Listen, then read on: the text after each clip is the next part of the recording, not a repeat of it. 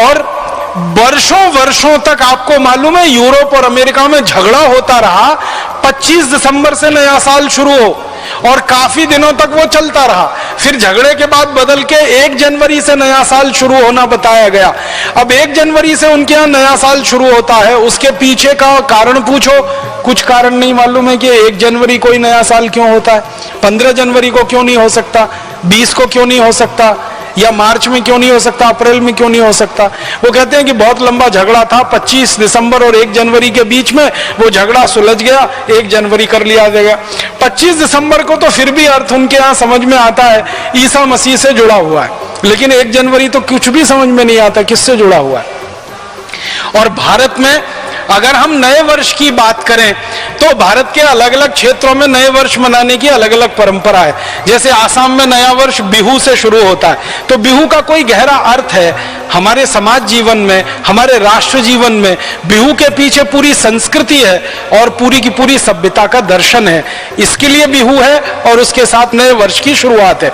इसी तरह दक्षिण में हम चले जाएं तो मानते हैं कि ये दिन खास है, ये दिन खास है। उत्तर में, दक्षिण में, पूर्व में, पश्चिम में। अब ये पश्चिम भारत में गुजरात के लोगों के लिए बहुत महत्व का दिन है, दीपावली वाला। तो दीपावली के अगले दिन से वो नए वर्ष की शुरुआत मानते हैं, क्योंकि व्यापार के हिसाब से वो उनका सारा हिसाब है। तो हर जगह भारत में नया वर्ष है, वो चाहे तमिलनाडु का हो, चाहे आसाम का हो, गुजरात का हो, या हमारे इधर लोहड़ी होती है पंजाब में, लोहड़ी से नए वर्ष की शुरुआत मानी जाती है। तो सब जगह कुछ ना कुछ विशेष आधार है और उसके पीछे पूरा दर्शन है।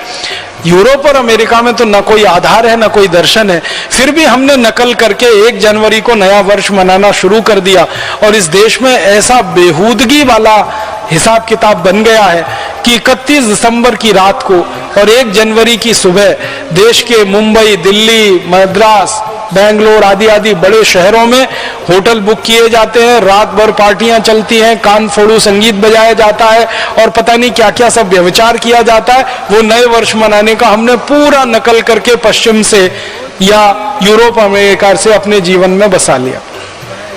हमारे यहाँ के जो क्षेत्र के हिसाब से और हमारे देश के जाति समूहों के हिसाब से नए वर्ष के जो गणन थे या जो उनकी गणनाएं थी, वो सब हम भूलते चले गए और सब कुछ हम डूबते चले गए विदेश से आए हुए इस दर्शन में। इसी में और मुझे ऐसा लगता है कि हमने भुला दिया कि इस देश की काल गणना पंचांग के हिसाब से जो चलती है वो प्रकृति के हिसाब से है और संपूर्ण वैज्ञानिक है।